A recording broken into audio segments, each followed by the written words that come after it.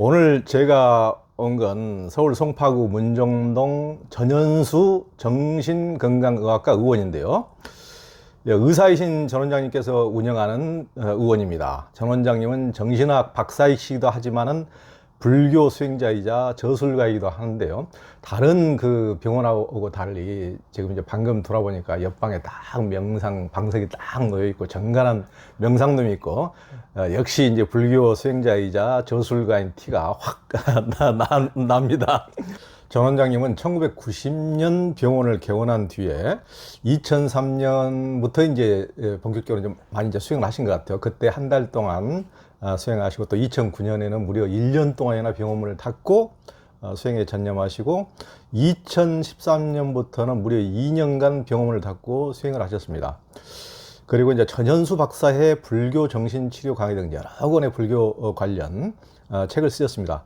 이번에 이제 그 불교 사용 설명서 이 책을 내셨는데 직접 이제 전 원장님께서 수행을 해온 바탕 위에서 방대한 불교 원전을 우리가 쉽게 이해할 수 있도록 일목요연하게 이제 정리를 해서 부처님의 가르침과 깨달음을 깊게 이해하고 싶으신 분들에게 상당히 도움이 될 내용입니다. 신경정신과 전공 2년 차 때 불교의 길에 본격적으로 들으셨다고 하셨는데요.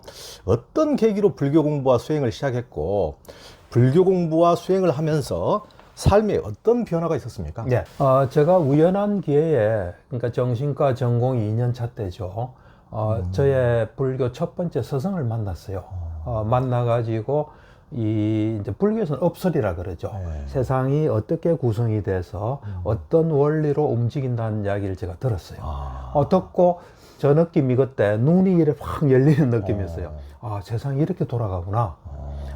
희망이 있다. 사실 그전에는 사는 게 좀 힘들더라고요. 예. 뭐 이래서 힘들고 저래서 힘들고 힘든데, 이거 희망이 좀 있다 하면서 이제, 정확히 보고, 이제 저 생각이나 뭐 감정으로 하지 않고 정확히 보고 그에 맞게 살면 되겠구나.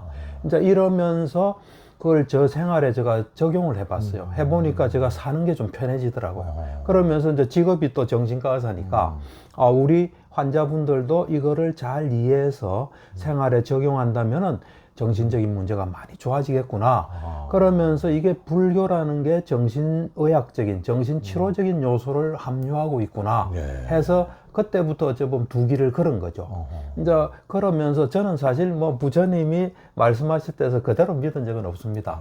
이게 정말 사실일까? 뭐 제가 그런 영향도 없지만 나름대로는 그러면서 이게 내 삶에 도움이 되고 사람들의 삶이 도움되고 이게 종교가 떠나서 누구나가 적용될 수 있는, 심지어는 뭐 동물에도 적용될 수 있는 그런 요소인가를 이제 보면서 거기서 제가 이제 체득한 게 있으면 일단 저 자신이 도움을 받고요.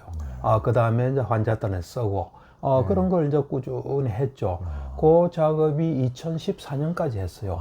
하면서 이제 2014년에 나름대로 그때 이제 사마타 위파사나 이제 삼배를 닦아서 뭘 보고 뭐 정확하게 이제 보면서 현재 나의 어떤 일이 원인이 태어나서부터인지 또 전생인지 이런 것도 다 보면서 나름대로 의문이 다 풀렸어요. 그때 이제 과거생도 다 보고 변화 가능하지만 미래생도 보고 그러면서 뭐 저 나름대로는 그때부터 의문도 없어지고 괴로움도 없어지면서 좀 편안한 삶을 가져오게 됐죠. 그렇게 이제 불교와 정신치료 이것을 한 30년 가까이 불교와 정신치료인데 2014년에 괴로움이 없어지고 의문이 없어지니까 두 개가 저 마음속에서 딱 붙더라고요. 그러면서 불교가 훌륭한 정신치료구나 하면서 이제 저 나름대로 불교 정신치료의 시스템을 세울 수 있었습니다. 네. 그러니까 전공 2년 차 때면 몇 년도? 1985년이고 저 나이 뭐 우리 나이로 30살 때. 그때. 예. 그러니까 일찍 불교를 만나셨네요. 물론 뭐 대학교 때 만나신 분들도 그렇죠. 많이 있지만은. 그렇죠. 저보다 훨씬 빨리 만난 분도 많은 것 같아요. 그러니까 30살 때. 그때 그러면은 처음에 스승 만나실 때도 어느 분인지 혹시 여쭤봐도 예, 그렇죠. 고익진 선생님이었어요. 고익진 선생님? 예. 그러니까 고익진 선생님은 동국대학교에서 강의하셨잖아요. 근데 그때 어디 대학원을 가셨어요? 그게 아니고 이제 제가 뭐 원래부터 이제 불교인데 이제 그냥 낭만적인 불교죠. 어머니가 불교 믿으니까 나도 불교 믿다 하는데 저희 집사람이 이제 지금 집사람이죠. 결혼을 앞두고 자기 학교 선생님들한테 인사를 좀 가자.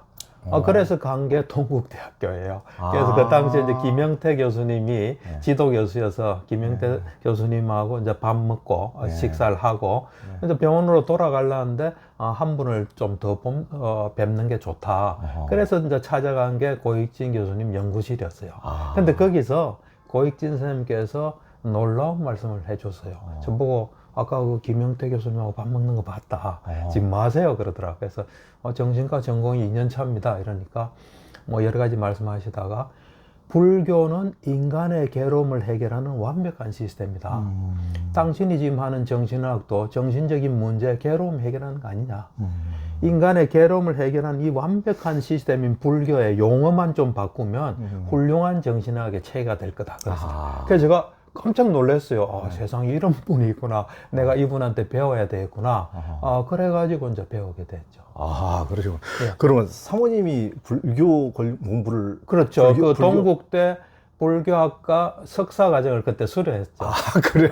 예. 그 뒤에는 이제 또 논문도 썼고. 그러니까 사모님부터 이제 불교를 먼저 이렇게 접하셨군요. 그렇죠.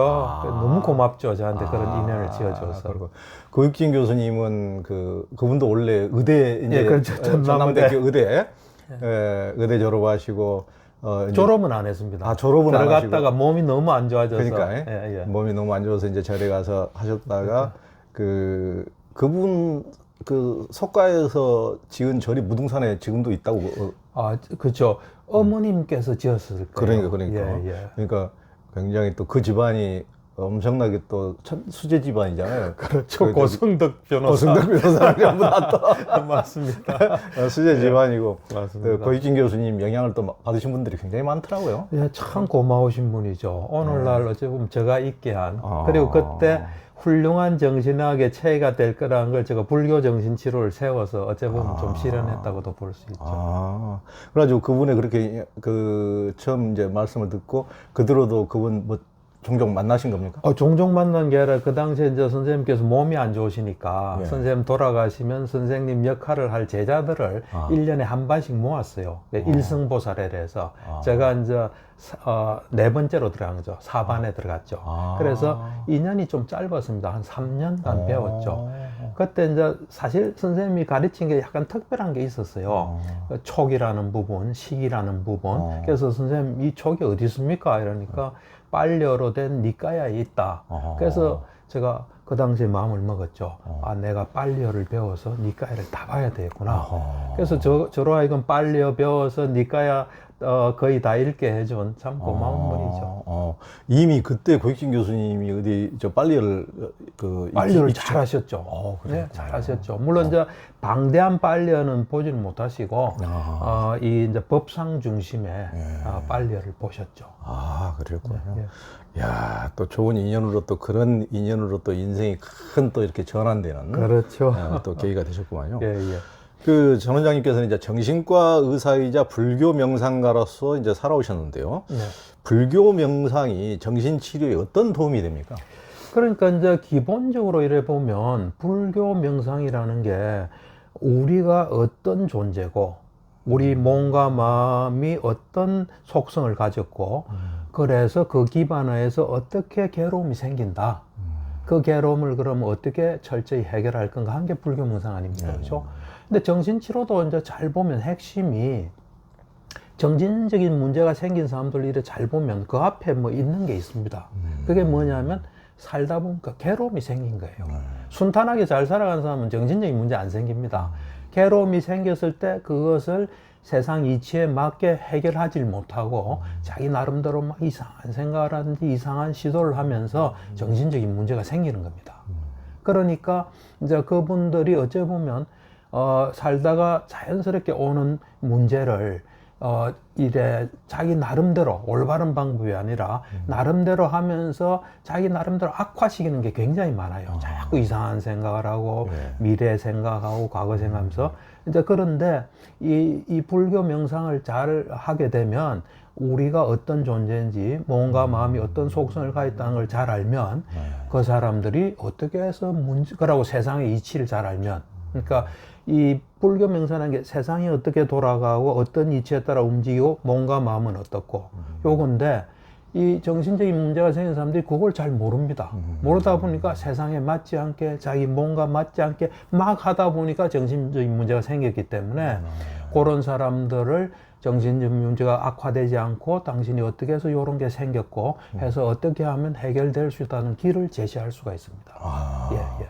그러니까 지금 이제 그 전 원장님께서도 2013년에도 2년 동안이나 또 수행하시고 미얀마까지 직접 가서 또 수행도 하시고 이렇게 하시면서 직접 여기에 이제 전맥을 해서 그러니까 다른 정신과 의원들하고 여기 와서 그 환자들이 치료받는 분들은 조금 다른 더 불교를 또 깊게 적용해서 또 치료를 받을 수가 있겠네요. 그렇죠. 그러니까 이제 사실 제가 이제 불교의 불교의 뿌리를 두었기 때문에 불교 정신치료라고 하지. 저는 뭐 불교 용어는 일체 쓰지 않습니다. 쓰지 않고 여기는 뭐 각종 종교가 다 오지 않습니까? 그렇죠. 그 사람에게 보편적인 언어로 이야기하고 뭐 부처님도 불교 용어는 쓰지 않았지 않습니까? 그 당시에 뭔가 깨달으시고 한글 가지고 했듯이 전혀 뭐 그런 게 없기 때문에 이제 저한테 오시는 분들이 이래 보면 다른 데서 치료받은 분들도 좀 오세요.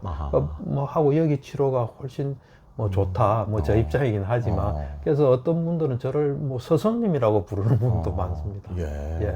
그러니까 뭐 여기 이제 또 여기 송파구고 그러니까 여기도 지금 교회가 바로 보이는데 여기는 저는 이제 이 절보다는 교회가 더 익숙한 동네고, 그러니까 여기서 이제 보편적 언어로 당연히 의사시니까 이제 그렇게 하시겠죠. 개인적으로 수행은 이제 불교적으로 이제 하시지만은 마음을 쉬는 휴심정에 오신 당신을 환영합니다. 두려움과 불안, 화, 우울, 외로움의 한 생각을 쉬어버리니 사랑과 기쁨이 가득합니다. 평화로운 생각과 언행으로 자신과 세상을 이롭고 밝게 만드시는 당신을 존경하고 축복하고 찬탄합니다.